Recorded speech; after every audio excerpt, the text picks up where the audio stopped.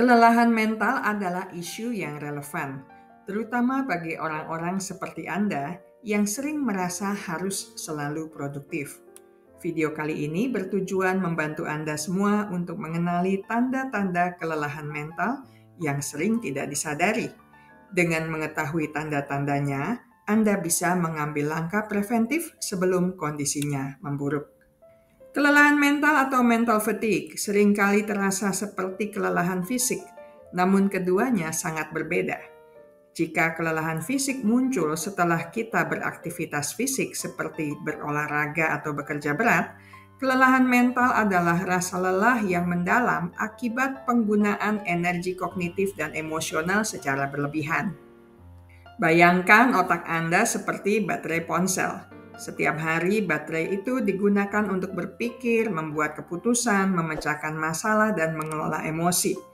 Saat Anda terus-menerus memakainya tanpa mengisi ulang, misalnya dengan terus-menerus terpapar informasi, tuntutan pekerjaan atau sekolah, serta tekanan sosial, baterai itu akan terkuras habis. Banyak dari Anda mungkin pernah merasa capek otak setelah seharian belajar atau berpikir keras, tetapi kelelahan mental jauh lebih dari itu. Ini adalah kondisi serius yang dapat mempengaruhi seluruh aspek kehidupan. Saat mental kita lelah, semua hal terasa lebih berat. Konsentrasi menurun, motivasi menghilang, bahkan tugas-tugas sederhana terasa mustahil untuk diselesaikan. Penting untuk diingat, kelelahan mental bukanlah tanda kelemahan atau kemalasan. Ini adalah sinyal dari otak bahwa ia membutuhkan jeda, istirahat, dan pemulihan yang nyata. Dengan mengakui dan memahami kondisi ini, kita bisa mengambil langkah yang tepat untuk merawat diri dan mencegah dampaknya yang lebih buruk. Ketika mental kita lelah, tubuh seringkali mengirimkan sinyal bahaya. Salah satu tanda yang paling umum adalah rasa sakit kepala yang sering muncul atau nyeri pada bagian tubuh tertentu seperti leher atau bahu tanpa alasan fisik yang jelas. Hal ini terjadi karena stres mental dapat memicu ketegangan otot.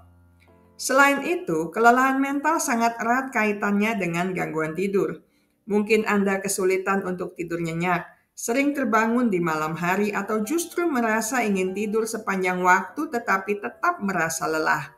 Perubahan ini juga sering disertai dengan perubahan nafsu makan.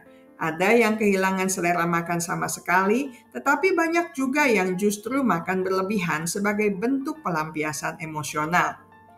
Kelelahan mental juga dapat mengubah cara kita merespons emosi. Seringkali kita menjadi mudah marah atau gampang tersinggung terhadap hal-hal kecil. Komentar yang biasanya tidak kita pedulikan bisa membuat kita meledak. Di sisi lain, beberapa orang mungkin mengalami perasaan hampa atau mati rasa, di mana mereka tidak bisa merasakan emosi, baik itu senang, sedih, maupun gembira. Mereka merasa seperti robot yang hanya menjalani hari tanpa koneksi emosional.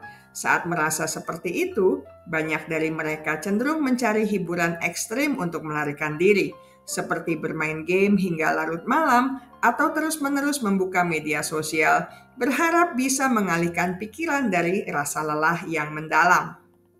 Dampak kelelahan mental paling kentara pada cara kita berpikir. Otak terasa seperti berat dan tidak bisa bekerja dengan baik. Anda mungkin mendapati diri sulit berkonsentrasi, bahkan saat melakukan hal yang Anda suka. Pikiran mudah buyar dan gampang teralihkan. Kondisi ini seringkali diikuti dengan hilangnya motivasi. Anda merasa malas dan enggan melakukan apapun, bahkan untuk tugas yang biasanya Anda sukai. Selain itu, daya ingat bisa menurun. Anda menjadi sering lupa hal-hal kecil dan merasa bingung, seolah otak Anda tidak lagi berfungsi optimal. Perubahan yang terjadi di dalam diri akhirnya akan terlihat dari perilaku sehari-hari. Salah satu respons yang umum adalah menarik diri dari lingkungan sosial. Anda mulai menghindari ajakan teman atau keluarga, lebih memilih menyendiri di kamar karena interaksi sosial terasa membebani. Di sisi lain, ada juga kecenderungan untuk menunda-nunda pekerjaan atau tugas karena rasanya terlalu berat untuk memulai. Sebagai bentuk pelarian, perilaku kecanduan pada hal-hal tertentu juga bisa muncul, seperti terlalu sering bermain game, menonton film, atau menjelajahi media sosial. karena aktivitas tersebut memberikan distraksi sementara dari rasa lelah yang Anda rasakan. Setelah mengenali tanda-tandanya, langkah selanjutnya adalah bertindak. Ada 2 jenis langkah yang bisa Anda ambil. Langkah awal yang bisa dilakukan segera dan langkah jangka panjang untuk perubahan gaya hidup. Hal pertama dan terpenting adalah mengakui dan menerima apa yang Anda rasakan. Jangan menolak atau menyangkal kelelahan mental yang sedang terjadi. Akui bahwa Anda tidak baik-baik saja dan berikan validasi pada diri sendiri. Ini adalah langkah pertama menuju pemulihan. Setelah itu, berikan diri Anda jeda sejenak. Meskipun hanya 5 atau 10 menit, jeda singkat itu sangat berharga. Berhenti sejenak dari semua yang sedang Anda kerjakan, baik itu tugas, pekerjaan, atau scrolling media sosial, dan tarik napas. Manfaatkan waktu jeda itu untuk melakukan hal yang Anda sukai yang bisa mengisi ulang energi. Misalnya, mendengarkan lagu favorit, baca beberapa halaman buku, sekadar lihat pemandangan di luar jendela, atau mengudap snack. Aktivitas kecil ini bisa menjadi pengisi daya cepat untuk mental Anda. Untuk mengatasi kelelahan mental secara permanen, perlu dilakukan perubahan yang lebih mendasar. Mulailah dengan mengatur ulang jadwal Anda. Tinjau kembali semua kegiatan dan tugas yang Anda miliki, lalu cari tahu mana yang mungkin bisa dikurangi atau bahkan dihilangkan. Belajarlah untuk mengatakan tidak pada hal-hal yang tidak penting atau yang bisa membebani mental Anda. Jangan merasa bersalah karena menolak ajakan atau tugas tambahan jika Anda memang tidak sanggup. Terakhir, dan ini sangat penting, cari dukungan. Anda tidak harus menghadapinya sendirian. Ceritakan apa yang Anda rasakan kepada orang yang Anda percaya, baik itu teman, keluarga, atau pasangan. Jika kelelahan mental Anda terasa sangat berat, jangan ragu mencari bantuan dari profesional seperti psikolog atau terapis. Ingat, mencari bantuan adalah tindakan yang sangat wajar dan menunjukkan kekuatan, bukan kelemahan.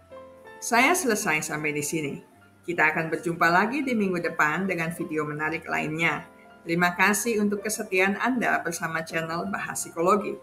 Jika Anda merasa video ini bermanfaat, silakan like, share, dan subscribe untuk konten menarik lainnya. Ingat baik-baik, kesehatan mental Anda sangat berharga. Jagalah, pertahankanlah dengan sekuat tenaga.